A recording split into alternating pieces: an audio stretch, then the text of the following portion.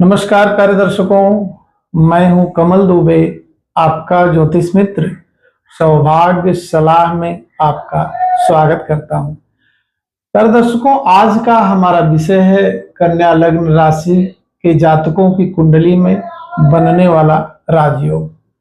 White board पे देखिए, हमने कन्या लग्न की कुंडली बनाई है। राजयोग वास्तव में होता क्या है? ग्रहों की ऐसी युति जो व्यक्ति को संसार के सभी वैभव को दिलाती है, वह राजयोग है। कई लोगों का मत है कि राजयोग में जन्म लेने वाला जातक राजा के समान जीवन जीता है। हम सभी जानते हैं, कोई राजा होगा तो उसके पास संसारिक सारी सुख सुविधाओं के साथ साथ कोई ऐसा वैभव नहीं है जो उसके पास न हो। तो राजयोग का अर्थ यह होता है कि व्यक्ति को जब जिस चीज की आवश्यकता होगी वह अपना विचार प्रकट करेगा और उसको वह चीज, वह वस्तु अवश्य मिल जाएगी। यह होता है राजयोग। ऐसा व्यक्ति समाज में ढेर सारा मान सम्मान पाता है।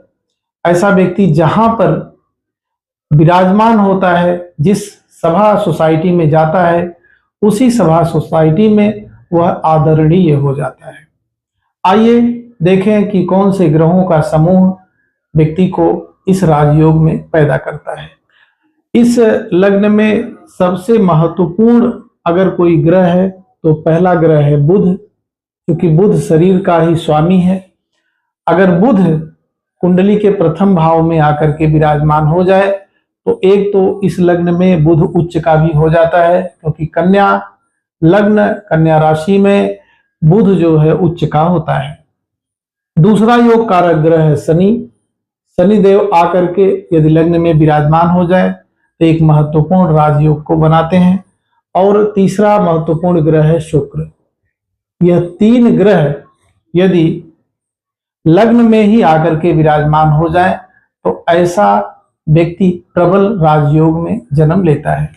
ऐसी स्थिति न बने तो दूसरे भाव में बुध शनि शुक्र की युति यदि हो जाती है तो व्यक्ति को धन दौलत मान सम्मान के साथ साथ पैतृक संपत्ति, लिक्विड मनी, सब कुछ सहज ही प्राप्त होती है।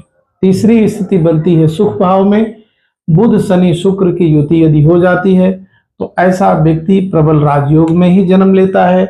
ऐसी स्थिति न बने तो पांचवें भाव में बुध शनि और शुक्र की युति यदि हो जाती है तो भी यह समझा जाएगा कि व्यक्ति प्रबल राजयोग में जन्म लिया है। ऐसी स्थिति न बने तो सातवें भाव में बुध शनि और शुक्र की युति हो जाए तो व्यक्ति प्रबल राजयोग में जन्मा है। ऐसी स्थिति भी न बने तो भाग्य भाव में बुध शनि और शुक्र की युति हो जाए तो व्यक्ति राजयोग में ही जन्मा है।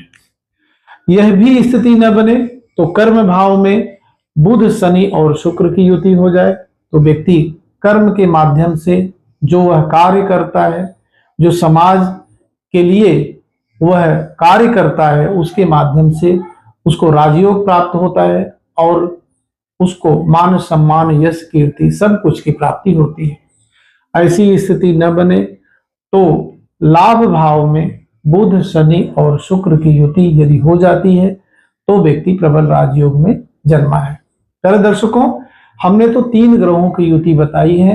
यदि इन तीनों ग्रहों में से पहले भाव, दूसरे, चौथे, पांचवें, सातवें, नौवें, 10वें या 11वें भाव में दो ग्रहों की भी युति हो जाती है तो भी व्यक्ति प्रबल राजयोग में ही जन्म लिया है। इस राजयोग को और मजबूत करने के लिए क्या करें? बुध देव का पन्ना 6.25 रत्ती यदि पुरुष जातक हैं तो दाहिने हाथ की छोटी उंगली में धारण करें। शनि देव का नीलम पुरुष जातक दाहिने हाथ की मध्यमा उंगली में अष्ट धातु या पंच धातु में धारण करें। और शुक्र देव का हीरा या फायर ओपेल चांदी में बनवाकर 7.25 रत्ती का दाहिने हाथ की तर्जनी उंगली में धारण करें। लेकिन जो महिला जातक हैं उनको यह अंगूठी बाएं हाथ में धारण करना है। इसके अलावा क्या कर सकते हैं, मंत्र जप कर सकते हैं। बुध देव को मजबूत करने के लिए बुध देव का मंत्र ओम बुम बुधाय नमः का जप करें। शनि देव को मजबूत करने के लिए शनि देव का मंत्र ओम सन शनिश्चराय नमः का जप करें।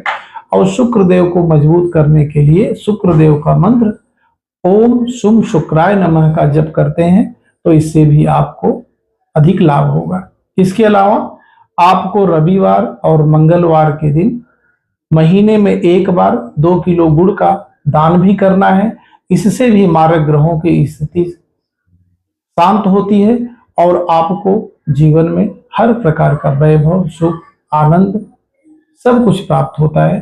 प्यारे दर्शकों, इस प्रकार से अगले वीडियो में फिर एक महत्वपूर्ण विषय पर आपसे चर्चा करेंगे। आप सभी दर्शक हमसे जुड़े, आप सभी का बहुत बहुत धन्यवाद।